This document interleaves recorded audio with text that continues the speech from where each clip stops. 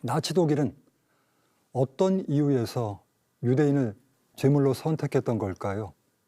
그 이유는 세 가지였습니다. 첫째, 이데올로기적인 이유입니다.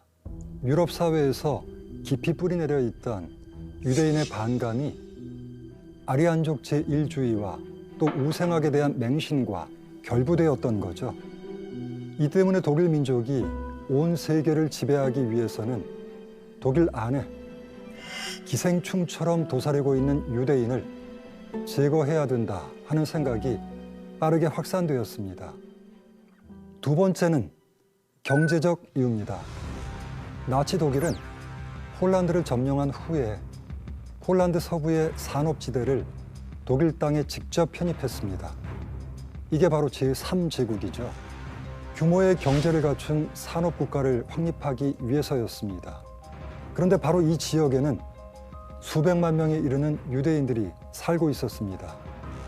이런 이유에서 나치는 이 지역에 있던 유대인들을 신속하게 없애버릴 방법을 찾았습니다. 세 번째, 군사적인 이유도 있었죠. 2차 대전을 일으키기 전 히틀러는 소련의 스탈린과 비밀리에 불가침 협정을 맺었습니다. 이를 통해서 동부전선에서의 안정을 보장받고 서부전선에서 영국, 프랑스와 전쟁에 집중하기 위해서였습니다.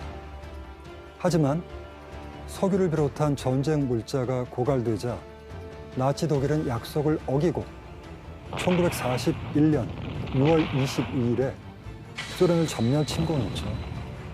그게 바로 그 유명한 바르바로사 작전입니다. 그런데 소련 땅에는 이미 500만 명 이상의 유대인이 살고 있었고 나치 독일은 공산주의의 핵심을 차지하는 바로 이 유대인들이 후방에서 게릴라전을 펼칠 거라고 생각했습니다. 그렇기 때문에 예방 차원에서 유대인에 대한 대대적 학살을 진행했던 거죠.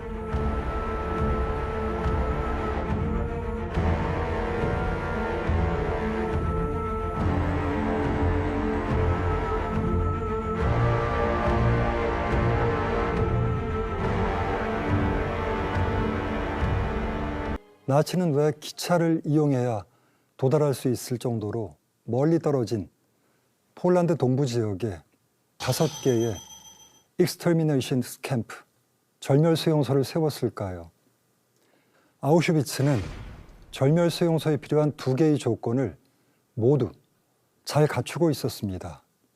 첫째, 독일 시민들의 반대나 전쟁 상대인 연합국의 선전전에 노출되지 않는 장소가 필요했습니다. 둘째, 유럽의 모든 지역에서 가장 빨리 도달할 수 있는 지역에 있어야 하죠. 그 최적의 장소가 바로 아우슈비츠였죠. 유럽에 사는 1,100만 명의 유대인을 이 폴란드 동부 지역에서 은밀하게 몰살하기 위해서는 철도 외에 다른 운송수단이 없었습니다. 노르웨이의 오슬로에서, 프랑스의 니스에서, 그리스의 데살로니키에서 체포된 유대인은 모두 화물 열차를 타야 했습니다. 대부분의 최종 목적지는 아우슈비츠였죠. 10여 명의 SS 대원이 무표정한 얼굴로 다리를 딱 벌린 채 약간 떨어진 곳에 서 있었다. 몇 살이지? 건강한가? 병이 있나? 대답을 들은 후 그들의 손가락은 우리에게 각기 다른 2 방향을 가리켰다. 그 신속하고 간략한 선택의 과정 속에서 우리 각자가 제3제국의 유용한 일꾼인지 아닌지 판단되고 있었던 것이다. 또 그렇게 해서 남자 96명과 여자 29명이 모노비츠와 비르케나우 수용소로 이송되었다. 다른 사람들, 즉 500명이 훨씬 넘는 사람들 중 이틀 후까지 살아남은 사람은 단 1명도 없었다. 아우슈비츠 승강장은 생과 사의 갈림길이었습니다. 유대인 수감자의 운명은 나치 친위대 장교의 둘째 손가락으로 결정되었습니다. Du links, 넌 왼쪽으로. Du rechts, 넌 오른쪽으로. 오른쪽으로 가라는 명령을 받은 사람은 잠시 동안이나마 목숨을 부지할 수 있습니다. 하지만 왼쪽으로 갈 곳을 지시받은 사람은 불과 몇 시간이 지나지 않아서 한 줌에 죄로 바뀌게 됩니다. 오른쪽, 왼쪽 이 한마디의 말로 삶과 죽음이 결정되죠. 아우슈비츠 비르케나우 승강장에 내려서 왼쪽 지시를 받은 유대인들은 곤봉 세례를 받으면서 왼쪽으로 걸어갔습니다. 남편도 아빠도 왼쪽으로 가는 자기 아내, 아이를 어떻게 할 수 없었습니다. 구타와 욕설 때문에 얼이 빠진 채 이별도 제대로 할 수가 없었습니다. 그렇다면 오른쪽으로 갔던 가스실에 가지 않고 살아남은 20%의 사람들의 삶은 어땠을까요? 이제 제2막이 시작된다. 면도기, 비누솔과 가위를 가진 남자 4명이 벌컥 문을 열고 들어온다. 하지만 그들은 우리를 붙잡아 순식간에 머리를 밀고 면도를 시켜버린다. 마침내 또 다른 문이 열린다. 발이 물에 잠긴다. 샤워실이다. 안에는 우리밖에 없다. 그런데 왜 우리를 세워두는지, 왜 마실 것을 주지 않는지 아무도 우리에게 설명해 주지 않는다. 우리는 신발도 옷도 없고 모두 알몸인 채로 발을 물에 담그고 있다. 춥다. 닷새 동안 여행을 하고도 앉을 수조차 없다. 옷을 입고 있는 사람 앞에서 강제로 옷을 벗고 서 있어야 하는 상황. 겪어본 사람은 그 수치감에 치를 떨죠. 이렇게 끌려온 유대인들은 옷과 신발이 벗겨져 알몸이 된 채 온몸의 털이 모조리 깎이는 수모를 겪게 됩니다. 그리고 몸에는 가축에게나 찍히는 도장처럼 수인 번호가 문신으로 새겨지죠. 내 이름은 174517이었다. 우리는 새로운 이름을 받았고 죽을 때까지 왼쪽 팔뚝에 문신을 지니고 살게 될 터이다. 바로 이때부터 수감자들은 사람이면 응당받아야 될 모든 대우를 거부당하게 됩니다. 우리는 바닥에 떨어져 있었다. 밑으로는 더 이상 내려갈 곳이 없었다. 이보다 더 비참한 인간의 조건은 존재하지도 않았고 상상할 수도 없었다. 우리 것은 이제 아무것도 없었다. 그들은 옷, 신발, 심지어 머리카락까지 빼앗아갔다. 우리가 말을 해도 그들은 우리의 말을 듣지 않을 것이다. 설사 들어준다 해도 이해하지 못할 것이다. 수용소 생활의 참상은 이게 전부가 아니었습니다. 길어진 손톱은 이로 잘라야 했고 발톱은 신발과의 마찰로 잘라야 했습니다. 물이 반인 멀건 죽을 주는데 숟가락은 주지 않았습니다. 어쩔 수 없이 힘껏 혀를 내밀어서 죽이 담긴 그릇을 바닥까지 싹싹 핥아 먹어야만 했던 거죠. 하루 평균 성인 남성이 그저 살기 위해서 필요로 하는 칼로리가 2000이라고 하죠. 수용소에서 지급되는 식사는 800칼로리에 불과했습니다. 수용소 생활은 결핍이라는 하나의 단어로 요약할 수 있습니다. 옆에 동료가 침대에서 죽으면 여러 수감자들은 바지 속에 숨겨두었던 빵 반쪽을 뺏기 위해서 아귀다툼을 했습니다.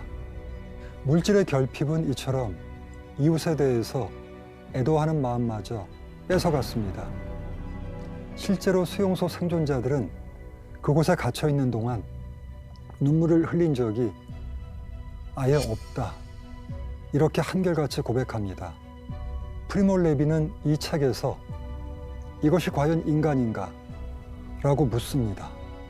그런데 이 질문이 히틀러나 나치 친위대 대원만을 향한 것이 아니라는 게 중요하죠.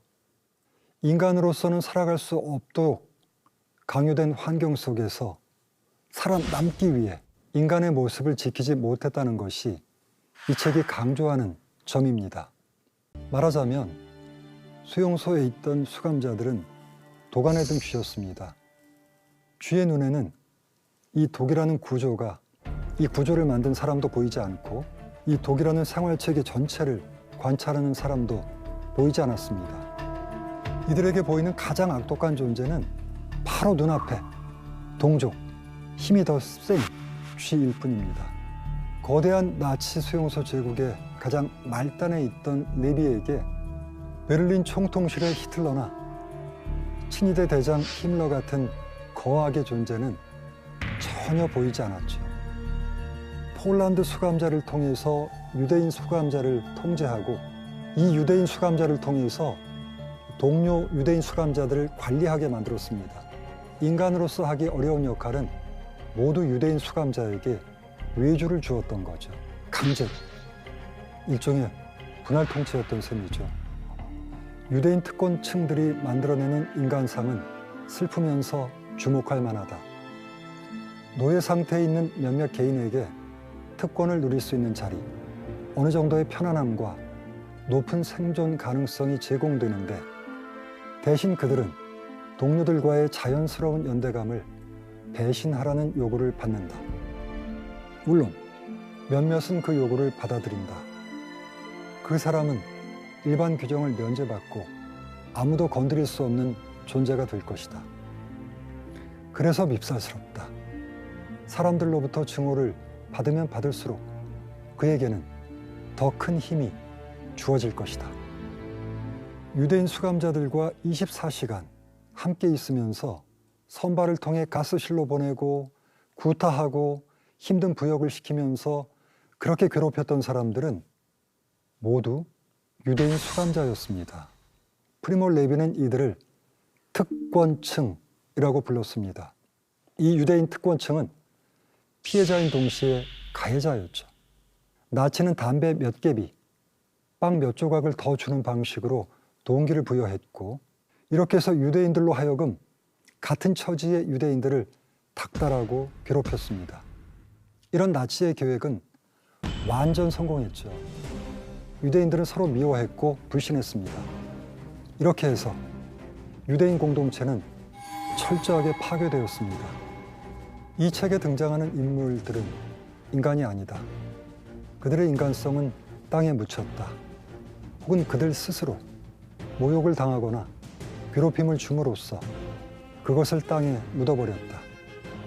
나치에 협력했던 유대인 부역자 가운데 가장 널리 알려진 인물이 폴란드 우치 계토의 지도자 하임 룸코프스키입니다. 우치의 왕으로도 불렸던 하임 룸코프스키는 팔을 잘라 내주고서라도 유대인 전체에 몸통을 살린다라는 명분을 내세우면서 나치에 적극 협력했습니다. 유대인 경찰대를 직접 조직해서 협력에 소극적인 유대인들을 탄압했고 유대인들의 아우슈비츠 강제 이송에 적극 협력했습니다. 그러나 유대인에 대해서는 왕과도 같았던 그가 가진 권력의 허망함은 공개 장소에서 나치 하급 장교에게 따귀를 얻어맞을 때 백일하에 드러났죠. 그리고 룸코프스키와 그의 가족도 결국은 절멸수용소로 이송돼서 죽고 말았습니다. 훗날 한나 아렌트를 비롯한 유대인 학자들은 이렇게 말하고 있습니다. 유대인 지도자들의 협력만 아니었다면 홀로코스트 희생자들의 수는 훨씬 더 줄어들었을 것이다. 600만 명이 아니라 60만 명 그 이하였을 것이다. 라는 거죠. 1948년에 우리 몸은 수용소를 떠났다. 하지만 수용소는 평생 동안 우리를 떠나지 않았다. 끝모를 죄의식은 시도 때도 없이 자학 행동으로 드러났죠. 형체도 없는 자책감은 가족에 대한 폭력으로 나타났습니다.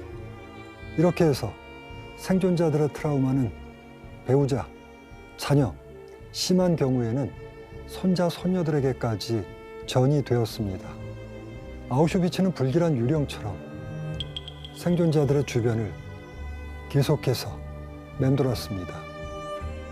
힘겨운 삶을 살아가는 생존자들에게 결국 죽어야만 벗어날 수 있는 그런 곳이었던 겁니다.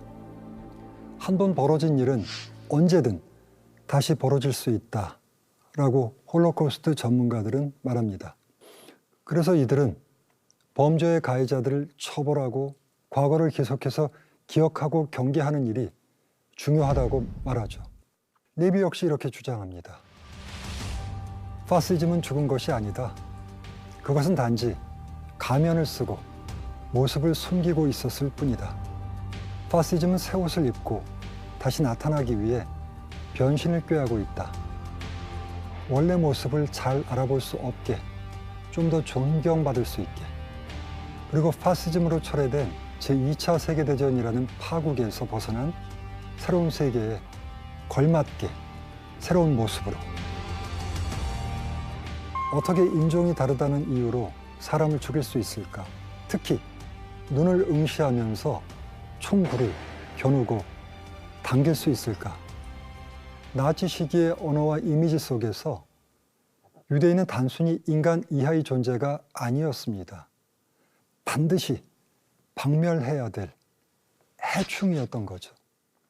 얼마 전부터 우리 주변에서 혐오 발언이 눈에 띄게 증가하고 있죠. 아이를 전전긍긍하면서 독박 육아를 하는 엄마를 아직도 맘충으로 불러야 될까요? 나이 드신 노인을 틀딱충이라고 불러야 할까요? 사회적 배려 대상자들을 사배충으로 불러야 될까요? 인간이 인간에 대한 배려와 이유를 잊을 때 바로 그곳이 지옥이죠. 저는 우리가 그 지옥에서 살지 않기를 간절히 바랍니다.